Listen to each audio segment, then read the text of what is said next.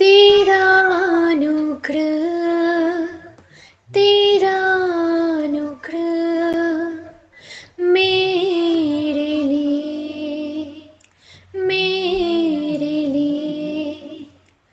काफी है सारे, काफी है सारे जीवन के लिए, जीवन के लिए तेरी योजना, तेरी योजना मेरे लिए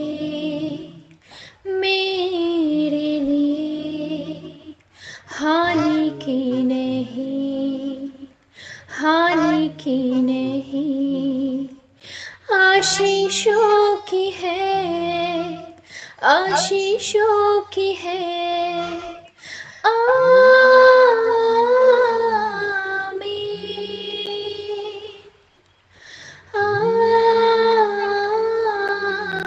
आमीन।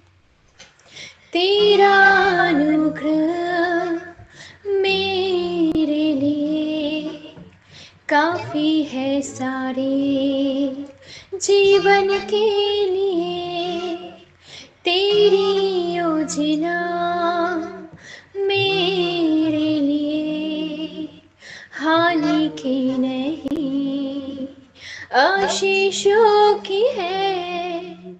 मंजिल की राहें कठिन हो, मकसद से मिलना मुश्किल हो, खामोशी तन्हाइयों में दिल कहीं बेचैन ना हो, पर मुझको है भरोसा यीशु पर, ले जाएगा उसकी राहों पर मुझको है भरोसा यीशु पर, ले जाएगा उसकी राहों पर। आमीन, आमीन।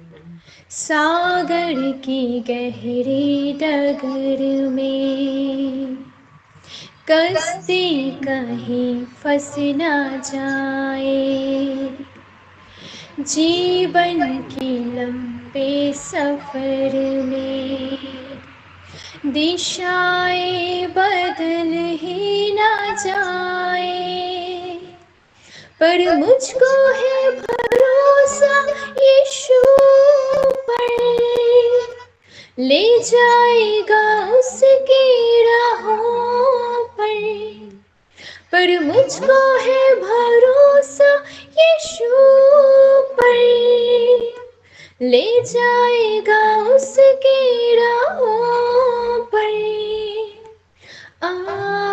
आमीन, आमीन। तेरा अनुग्रह, तेरा अनुग्रह मेरे लिए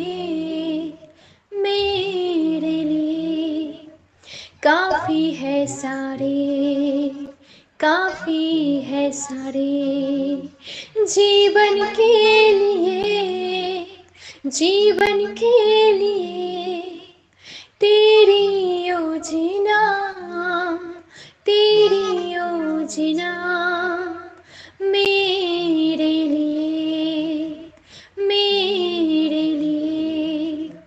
हानि की नहीं, हानि की नहीं, आशीषों की है, आशीषों की है। आमीन, आमीन।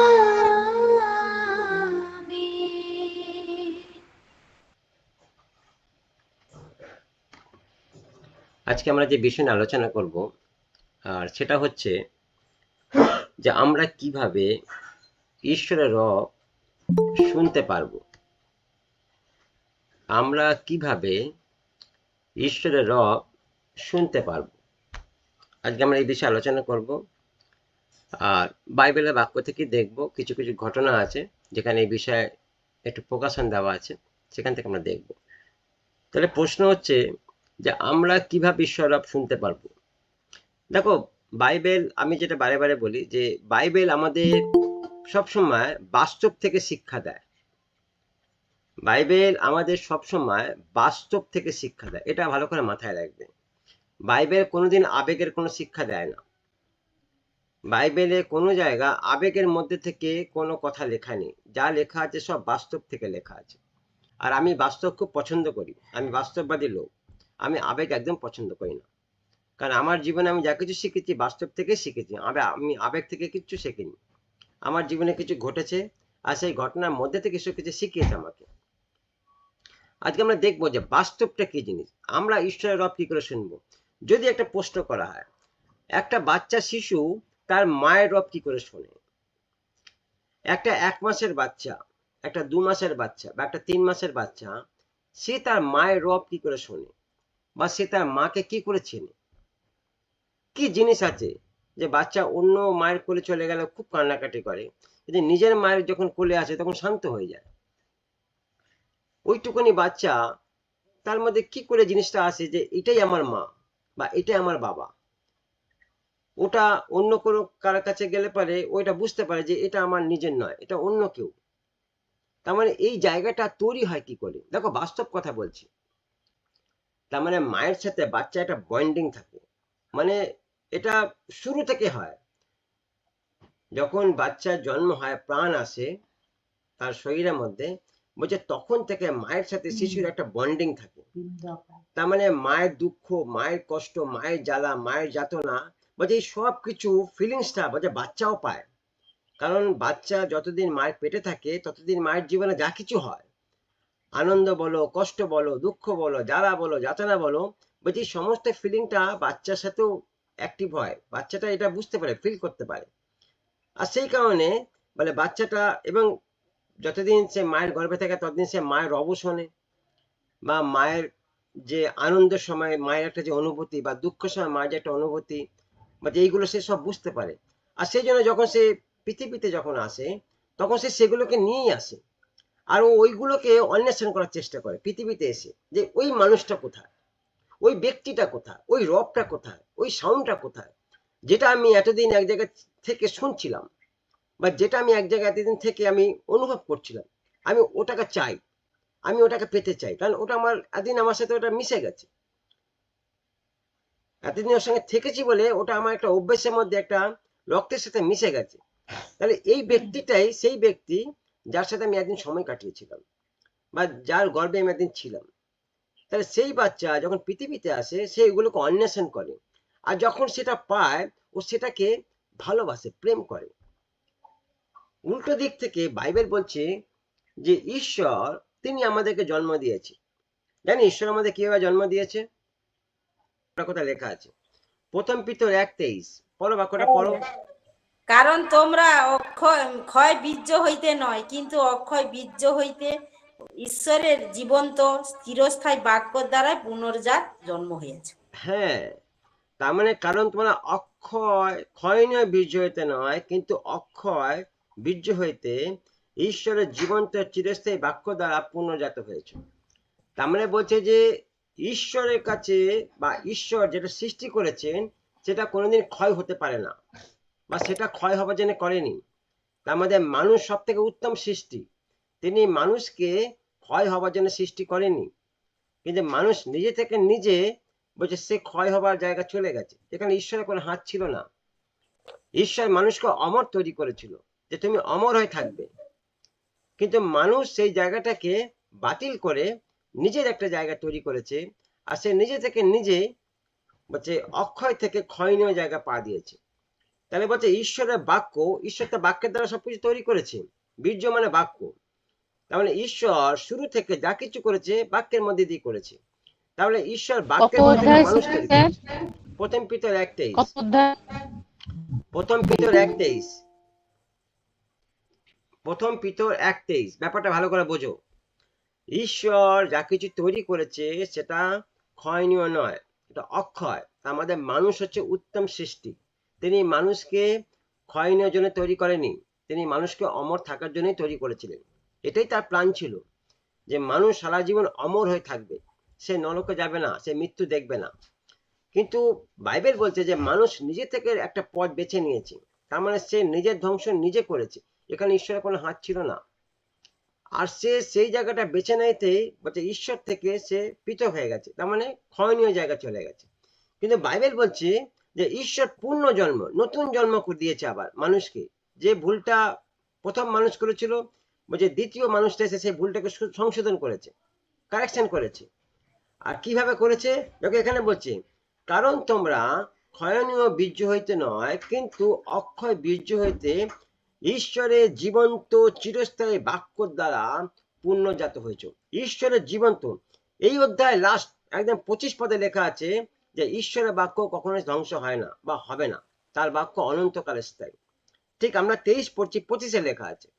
তার মানে ঈশ্বর তার বাক্যের দ্বারা সবকিছু সৃষ্টি করেছেন, আর যেটা অক্ষয়, যেটা কোনদিন ক্ষয় হয় না।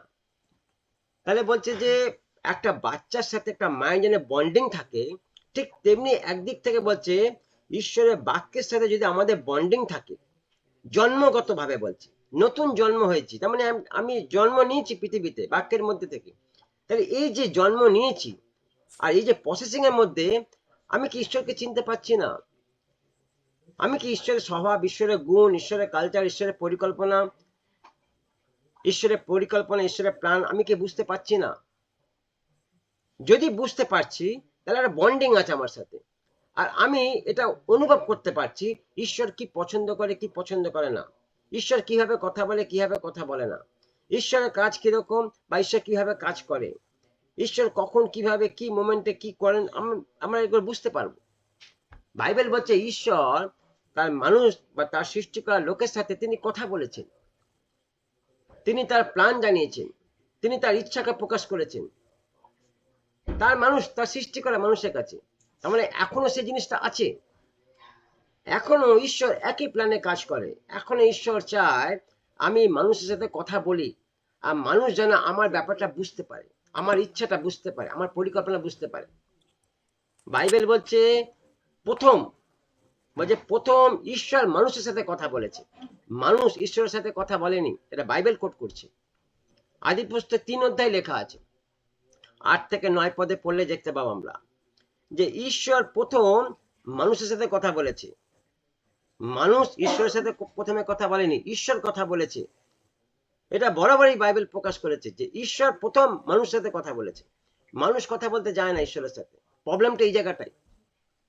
কিন্তু ঈশ্বর তার বন্ডিং এর জায়গাটা নষ্ট করতে চাইছে না এখনো পর্যন্ত। ঈশ্বর যে প্ল্যানিংটা শুরু করেছিল ওটা ঈশ্বর ধ্বংস করতে চাইছে না। পূর্ণ জাত, একবার জাত হয়েছিল সেটা মানুষ ধ্বংস করে ফেলেছে, বলছে পূর্ণ জাত নতুন করে পরিকল্পনা করা হয়েছে। আর সেই পরিকল্পনা কিছুর উপরে বলছে তার বাক্যের মধ্যে থেকে। আর তিনি আজও তার বাক্যের মধ্যে দিয়ে কথা বলে, আজও।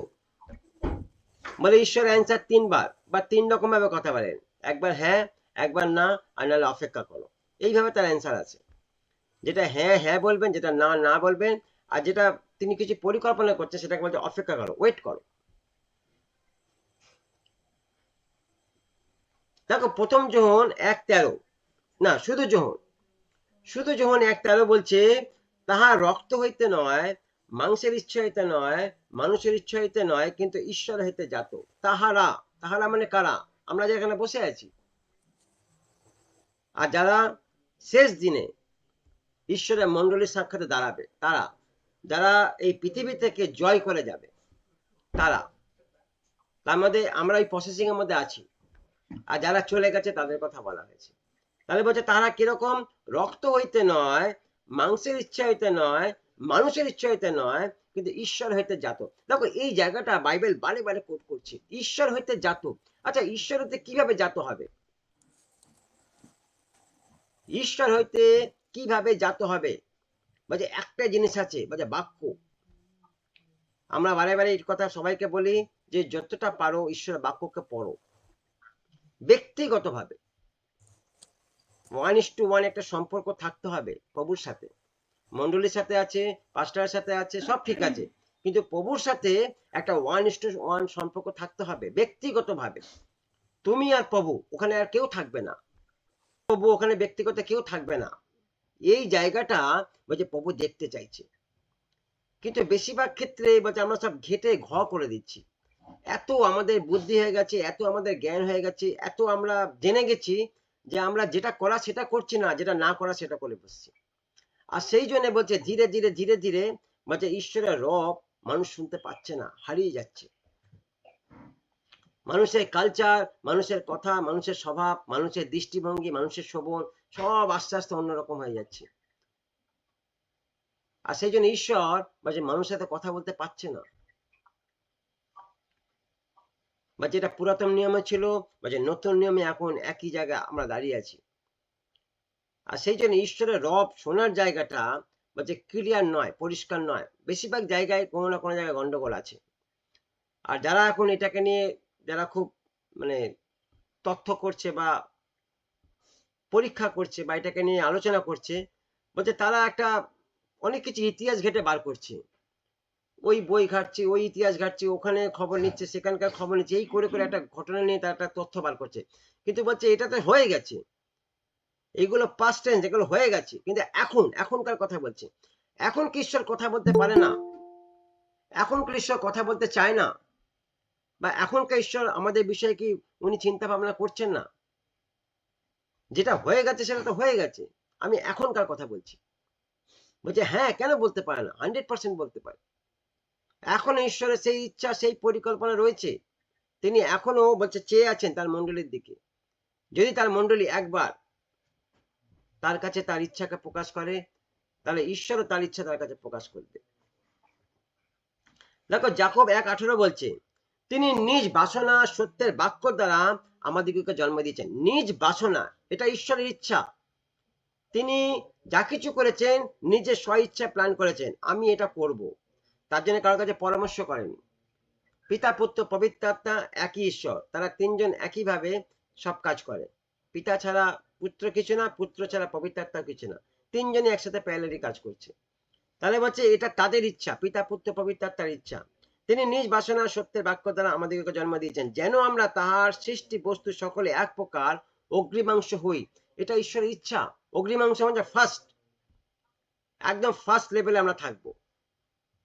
ঈশ্বরের লোকেরা, ঈশ্বরের সন্তানরা, ঈশ্বরের বংশরা একদম ফার্স্ট লেভেলে থাকবো, অগ্রিমাংশ। এটা ঈশ্বরের ইচ্ছা, ঈশ্বর চাইছে। কিন্তু বলছে বাস্তবে সেটা হচ্ছে না। দেখো বাইবেল থেকে একটা ঘটনা দেখবো। বাইবেলে একটা ঘটনার কথা লেখা আছে, আর সেখান থেকে আমরা ভালো করে বুঝতে পারবো যে কেন ঈশ্বর কথা বলা বন্ধ করে দিয়েছে, আর কেন ঈশ্বর কথা বলা বলছিল না। দেখো বাইবেলে আমরা অনেকগুলো বই পড়তে পড়তে পড়তে পড়তে বিচারকর্তাগণে যখন আমরা আসি, তখন সেখানে দেখতে পাই যে সেখানে ঈশ্বর কিছু বিচারকর্তাগণকে তুলেছিলেন। আর যখন বিচারকর্তাগণ থাকতো তখন ইসরায়েল জাতিরা তার নেতৃত্বে কাজ করত, যখন থাকতো না তার নেতৃত্বে কাজ করতো না। তাহলে ঈশ্বর ঠিক করলো যে এইভাবে না, আমি একটা ফিক্স লোককে চাই, যে মানুষের দ্বারা আমি আমার জাতিকে পরিচালনা করব। আজকে এইজন, দুদিন বাদে আরেকজন, 3 দিন বাদে আরেকজন, এরকম নয়। আমি একটা ফিক্স লোককে চাইছি যে নন স্টপ আমার কথা মতো কাজ করবে, চলে যাবে। বিচার করতে গেলে লাস্ট পদে লেখা আছে যে ইসরায়েল জাতিরা যখন রাজা থাকতো না তখন তারা তাদের মতো কাজ করত। ইসরায়েল জাতিরা যখন রাজা থাকতো না তখন তারা তাদের মতো কাজ করতো। এটা 21-25 লেখা আছে। দেখো পড়ো না পড়তা, 21-25 পড়ো।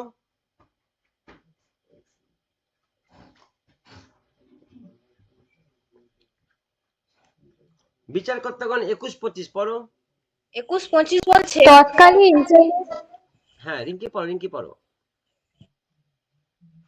তৎকালে ইসরায়েলদের মধ্যে রাজা ছিল না, যাহার দৃষ্টিতে যাহা ভালো বোধ হইত সে তাহাই করিত। যাহার দৃষ্টিতে যা ভালো বোধ হইতো তারা তাই করত। তৎকাল কোন রাজা ছিল না, তাহলে ফিক্স কেউ ছিল না। তাহলে ঈশ্বর একটা ঠিক করলো আমার একটা ব্যক্তি লাগবে, যাকে আমি আমার মতো করে বা আমি নিজের পরিকল্পনা অনুসারে তাকে আমি চালনা করতে পারবো। আর বিচার করতে করতে পরে বলছে রুথ, আর রুথের পর প্রথম স্যামুয়েল। প্রথম স্যামুয়েল একটা ঘটনা আমরা যখন দেখতে পাই যে হান্না যখন ঈশ্বরের কাছে প্রার্থনা করছিল, আর ফাইনালি যখন সে সন্তান পেল, আর যখন ফাইনালি তার বাক্য অনুসারে সে সন্তানকে ঈশ্বরের মন্দিরে রেখে এলো, লেখা আছে যে ঈশ্বর স্যামুয়েলকে 3 বার ডেকেছিল, কিন্তু স্যামুয়েল ঈশ্বরের রব শুনতে পাচ্ছিল না, বুঝতে পারছিল না।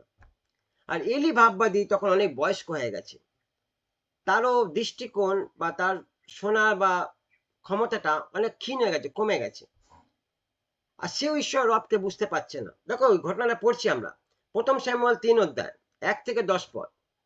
প্রথম স্যামুয়েল 3 অধ্যায় 1 থেকে 10 পদ বলছে, আর বালক স্যামুয়েল এলির সম্মুখে সদাপ্রভু পরিচর্যা করতেন, আর তৎকাল সদাপ্রভুর বাক্য দুর্লভ ছিল, দর্শন যখন তখন হইতো না। কেন হতো না? কারণ ইসরায়েল জাতি বিগড়ে গেছিল, তাদের কোনো রাজা ছিল থাকতো না বলে তারা যা ইচ্ছা তাই করতো। এই যে কথাটা লেখা আছে, যা ইচ্ছা তাই করতো, মানে তার মধ্যে সবকিছু ছিল। তারা মূর্তি পূজা করতো, ব্যভিচার করতো, নানা রকম যা যা ঈশ্বরে ঘৃণা করো যা ছিল তাই তারা করতো। আর সেই জন্য বলছে ঈশ্বর যখন তখন দর্শন দিত না, যখন তখন কথা বলতো না, কারণ ঈশ্বর অন্ধকারের মধ্যে কাজ করে না, তিনি আলোর মধ্যে কাজ করে। তাহলে ইসরায়েল জাতি রাজা থাকলে ঠিক থাকতো, রাজা না থাকলে অন্ধকারে থাকতো, সেই জন্য তিনি কাজ করতে পারতেন না। আর তৎকালে ক্ষীণ দৃষ্টি হওয়াতে এলি আর দেখিতে পাইতেন না, মানে এলির বয়স বলছে অনেক বেশি হয়ে গেছে।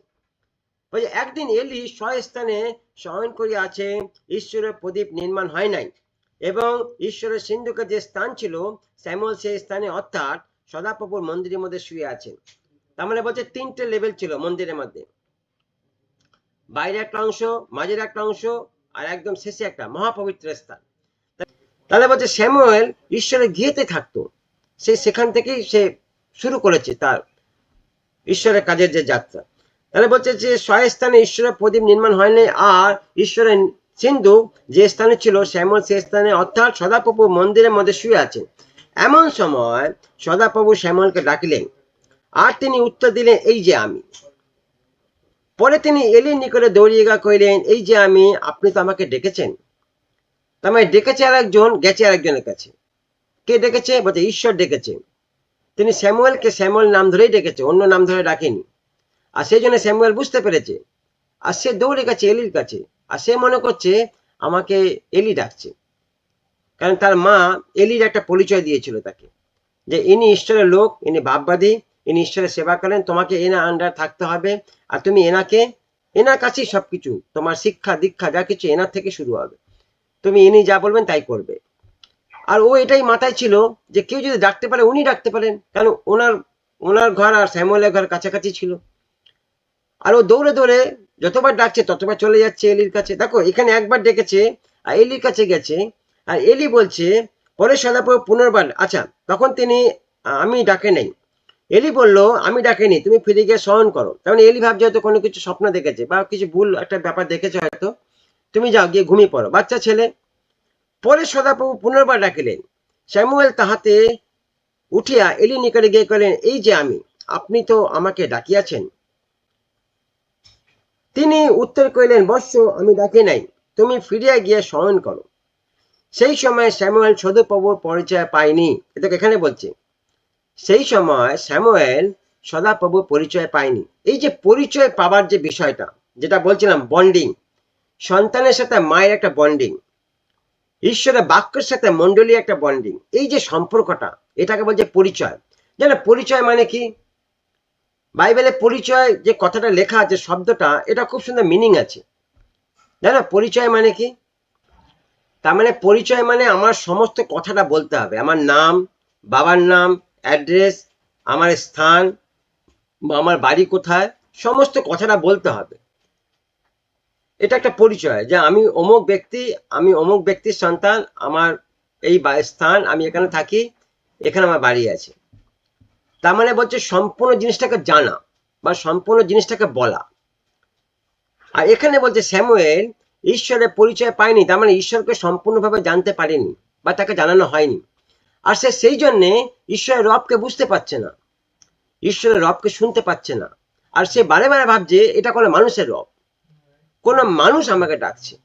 আর মানুষ বলতে সে এলিকেই তখন চিনতো, কারণ মা এলির সাথে তার পরিচয় করে গেছিল।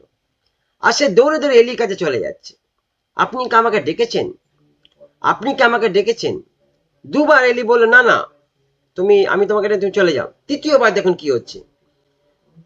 সেই সময় স্যামুয়েল সদাপ্রভু পরিচয় পায়নি এবং তাহার কাছে সদাপ্রভু বাক্য প্রকাশিত হয়নি। দেখুন এখানে বলছে বাক্য প্রকাশিত হয়নি, তার মানে ঈশ্বরের সাথে পরিচয় বলছে বাক্যের মধ্যে থেকে হয়।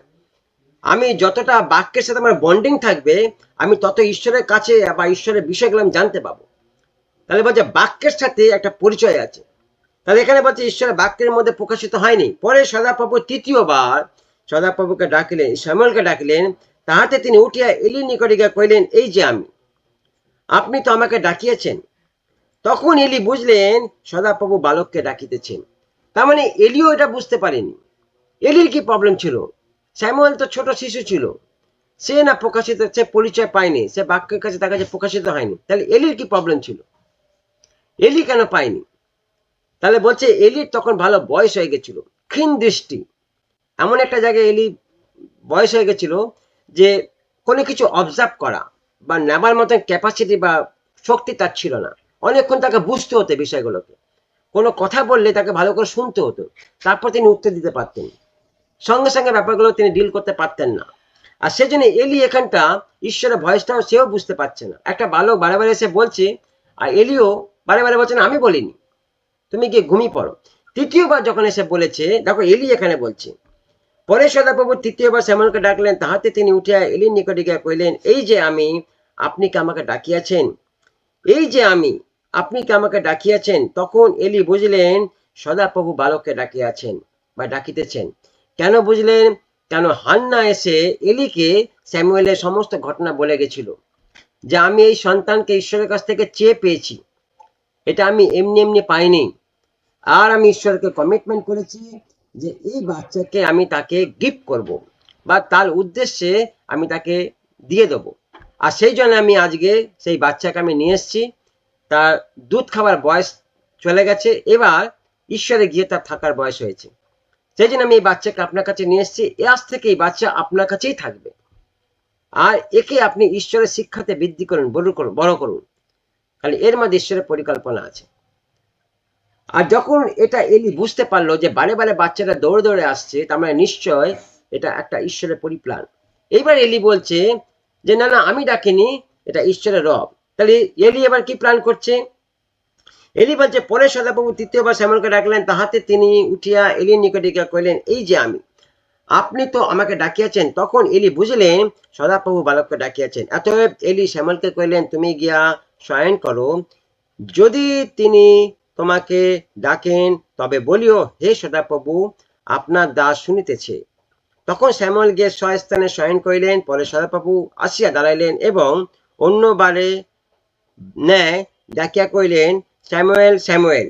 আর স্যামুয়েল উত্তর করিলেন, বলুন, আপনার দাস শুনতেছে। এবার একটা জায়গা ছবিটা পরিষ্কার হয়ে গেল। এতক্ষণ তো একটা ব্যক্তি ডাকছে, আর সে আরেকটা ব্যক্তিকে চলে যাচ্ছে। আর আরেকটা ব্যক্তি সে গাইডনেস করতে পারছে না, সে বারে বারে বলছে, না না, এটা তোমার ভুল ব্যাপার, তুমি ঘুমিয়ে পড়ো, তুমি শুয়ে পড়ো। ফাইনালি যখন একটা জায়গা সেই ব্যক্তি বুঝতে পেলো যে না, কিছুতে একটা ব্যাপার চলছে, তাহলে এটা নিশ্চয়ই ঈশ্বরের রব। তাহলে সন্তানকে শিখিয়ে দেব যে এবার থেকে ডাকলে পরে বলো যে তোমার দাস তুমি শুনছে, তোমার দাস তোমার কথা শুনছে, বলো। বাস্তব জীবনে আমাদের এরকম অনেক কিছু বিষয় ঘটে। বাস্তব জীবনে আমাদের জীবনে এরকম অনেক কিছু বিষয় ঘটে যে আমরা যেখানে যাবার সেখানে যাই না, যেটা করা সেটা করি না, যেটা শোনা সেটা শুনি না, যেটা দেখার সেটা দেখি না, বরঞ্চ সেটাকেই দেখি যেখানে ঈশ্বরের সাথে কোনো লিঙ্ক আপ নেই বা ঈশ্বরের সাথে কোনো সম্পর্ক নেই, বা ঈশ্বর সে তাদের সাথে কোনো ইন্টারেস্টেড রাখে না, বা সেই বিষয় নিয়ে ইন্টারেস্টের কাছে কোনো মাথা ব্যথা হয়নি ঈশ্বরের কাছে। আর দিন দিন দিন দিন এরকম একটা জায়গায় আমরা চলে যাই যে ঈশ্বর আমাদের সাথে কথা বলে, বলে না তা না, বলে, কিন্তু আমরা সেটা বুঝতে পারি না বা আমরা সেটাকে পাত্তা দিই না, ভ্যালু দিই না। আমরা সেটাকে না শোনার ভান করে চলে যাই। আর আমরা মনে করি যে এটা আমাদের ধারণা বা এটা আমাদের মধ্যে কিছু একটা বিষয় ঘটছে। কিন্তু বাস্তব জীবনে হয়তো সেই ঘটনা ঘটার পর যদি সেই ভাষাটা যখন বা সেই রবটা আমরা আবার যখন ভাবি, তখন ভাবে, আরে এরকম তো কথা একবার তো আমাকে কেউ বলেছিল, আমি তো শুনিনি কথাটা। তাহলে ঘটনাটা ঘটতো না। যদি শুনতাম তাহলে ঘটনাটা ঘটতো না, কিন্তু শুনিনি বলে আজকে ঘটনাটা ঘটে গেল। তাহলে বাক্য বলছে যে তোমার সাথে একটা বন্ডিং থাকতে হবে। ঈশ্বরের সাথে যদি একটা বন্ডিং না থাকে তাহলে ঈশ্বরের রব তুমি শুনতে পাবে না, আর ঈশ্বর তোমার সাথে কথা বলতে পারবে না। আর এই জায়গাটা বলছে একটাই উপায় আছে, বলছে ঈশ্বরের বাক্যের দ্বারা তুমি এটা পাবে। ঈশ্বরের বাক্যের দ্বারাই তুমি এটা পাবে, আর কোনো উপায় নেই। যদি ঈশ্বরের বাক্য না থাকে তুমি জানতে পারবে না, ঈশ্বরের রব শুনতে পাবে না, ঈশ্বরের পরিকল্পনা শুনতে পাবে না। তাহলে বলছে বাইবেল বলছে পরিত্রাণের জন্যে, মানুষের পরিত্রাণের জন্যে বলছে এই জায়গাটা মানুষকে কনফার্ম করতে হবে। প্রত্যেকটা ব্যক্তি নিজেদের পরিত্রাণের জন্য জায়গাটা কনফার্ম করতে হবে যে আমার সাথে ঈশ্বরের সম্পর্ক আছে, আমি তার সন্তান। তাহলে যদি সন্তান হয়ে থাকি তাহলে বাবার সাথে আমার কোনো কথাবার্তা হবে না, বা বাবার কথা আমি শুনতে পাবো না, বা বাবা আমাকে কিছু বলবে আমি সেটাকে পাত্তা দেবো না, এটা কখনো হতে পারে না। একটা জায়গায় ঈশ্বর চাইছে যে আমি তোমাকে সন্তান হবার অধিকার দিয়েছি, তাহলে সন্তানের মতো আসো না আমার কাছে, সন্তানের মতো আমার সাথে কথা বলো, আমি তোমার সাথে বাবার মতোই কথা বলবো।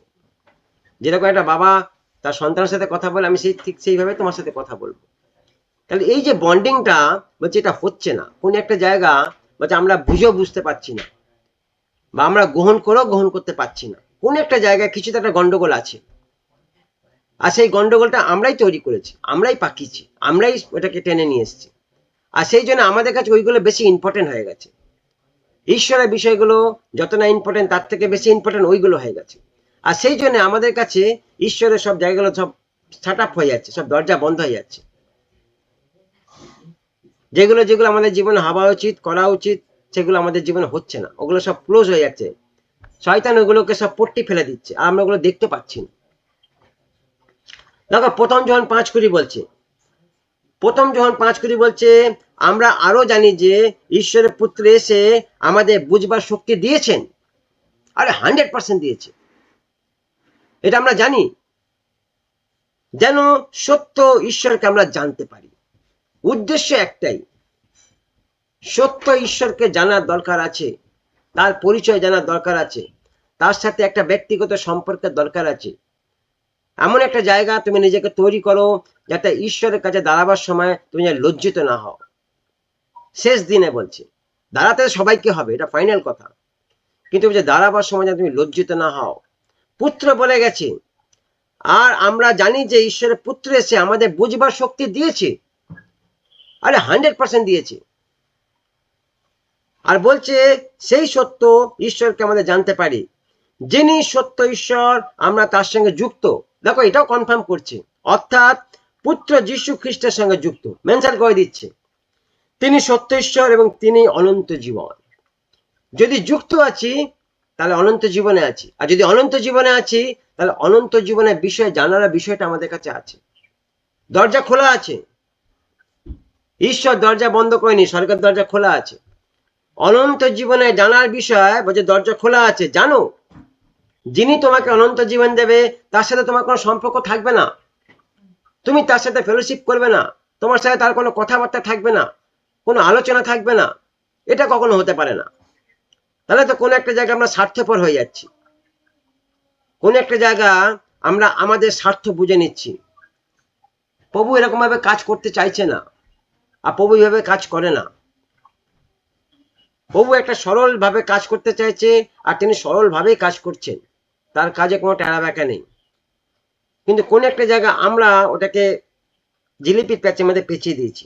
তাহলে বলছে পুত্রের মধ্যে থেকে আমরা শক্তি পেয়েছি সেই সত্যময় ঈশ্বরকে জানার। আবার দেখো 2 থিসসলুনিকে 1:7-8 পদ, 2 থিসসলুনিকে 1:7-8 পদ বলছে, আর তোমরা যারা কষ্ট পাচ্ছ তিনি আমাদের সঙ্গে তোমাদেরও কষ্ট থেকে রেহাই দেবেন। যখন প্রভু যীশু তার শক্তিশালী স্বর্গদূতদের নিয়ে জ্বলন্ত আগুনের মধ্যে স্বর্গ থেকে প্রকাশিত হবেন, তখনই এইসব হবে। তারপরে বলছে যারা ঈশ্বরকে জানে না, যারা ঈশ্বরকে জানে না আর যারা প্রভু যীশুর বিষয়ে সুখবরের কথা মেনে চলে না তাদের তিনি শাস্তি দেবেন। দেখো কি ভয়ঙ্কর কথা বলছে। যারা ঈশ্বরকে জানে না আর যারা তার সুখবরের বাক্যকে গুরুত্ব দিচ্ছে না, বলছে তারা শাস্তির যোগ্য, তারা শাস্তি পাবে। সে তুমি যত বড় পাস্টার হয়ে যাও আর যত বড় তোমার মিনিস্ট্রি হোক না কেন, আর যতই তুমি ভালো প্রচার করো না কেন, বলছে তোমার জীবনে যদি একটা জায়গা ঠিক না থাকে তুমি শাস্তির যোগ্য, শাস্তি তুমি পাবে। তাহলে বাইবেল বলছে যে ঈশ্বর আমাদের বলছে ক্ষয়নীয় বীর্যের দ্বারা তৈরি করেছে, অক্ষয় অক্ষয় বীর্য দ্বারা তৈরি করেছে, ক্ষয়নীয় বীর্য দ্বারা নয়। তাহলে আমরা কেউ ধ্বংস হয়ে যাব না যারা আমরা নতুন জন্ম পেয়েছি, এটা 100% শিওর। আমাদের কেউ ধ্বংস করতে পারবে না, কারোর ক্ষমতা নেই, এটা মাথা থেকে বার করে দাও। আমাদের কেউ ধ্বংস করতে পারবে না, কারণ আমরা অক্ষয়। কিন্তু বলছি এটাকে বাঁচাবার কাজ আমাদের, এটাকে ধরে রাখার কাজ আমাদের। আর তার জন্যে বলছে যিনি এটা করেছেন তার সঙ্গে সম্পর্ক রাখো, যিনি এটা তৈরি করেছেন তার সাথে সম্পর্ক রাখো। তিনি তৈরি করেছেন, তিনি ভাঙতে পারেন, মানুষের দ্বারা সম্ভব না, কোনো মানুষ পারে না এটা। তিনি তৈরি করেছেন, তিনি ভাঙতে পারেন, এটা তারই তৈরি করার নিয়ম। তাহলে বলছে যিনি আমাকে অক্ষয় করেছেন, যিনি আমাকে অনন্ত জীবন দিয়েছেন, আর যিনি আমার সাথে সারা জীবন থাকবেন বলেছেন, তাহলে তার সাথে আমার একটা সম্পর্ক থাকবে না, 100% থাকবে, করতে হবে মণ্ডলীগতভাবে। এটা আমাদের কাজ, এটা মাথায় রাখো। 2024 যাচ্ছে, এই বছর যা হয়ে গেছে হয়ে গেছে, ভুলে যাও সব, যা ঘাটাঘাটি হয়েছে, যা যা আমাদের ভুলভাল আছে ভুলে যাও সব। 2025 থেকে বলছে এটাকে মাথায় রাখো। 2025 থেকে আমাদের এটাকে মাথায় রেখে চলতে হবে যে আমি প্রভুর সন্তান, আর প্রভুর সাথে আমার একটা ব্যক্তিগত সম্পর্ক থাকবে। আমার ওঠাতে বসাতে ভাবনাতে চিন্তাতে দেখাতে শোনাতে সব সব জায়গাতে প্রভুর সাথে আমার একটা ব্যক্তিগত সম্পর্ক থাকবে। তাতে যদি আমার কিছু অসুবিধা হয়, কোনো অসুবিধা নেই, প্রভুকে সেটাও জানাবো। আমার সেখানে আবদার থাকতে পারে, ইচ্ছা থাকতে পারে, আমার প্রয়োজন থাকতে পারে, আমি প্রভুকে জানাবো সবকিছু। প্রভু যদি মনে হবে সেটা তোমার পূর্ণ করবে, কিন্তু জানাবো, জানাবার জায়গাটা আমার খোলা রাখতে হবে, আর জানার জায়গাটা, এই দুটো জায়গা আমাকে ঠিক রাখতে হবে। যদি জানতে পেরেছি তারা জানাতে পারবো, যদি জানতে না পারি তা জানাতে পারবো না। দেখো স্যামুয়েল জানতে পাইনি বলে ঈশ্বরের পরিচয় শুনতে পাচ্ছিল না, ঈশ্বরের রব শুনতে পাচ্ছিল না। যদি জানতে পারতো তাহলে প্রথম ডাকাতে আওয়াজ দিত, হ্যাঁ প্রভু বলুন আপনার দাস শুনছে।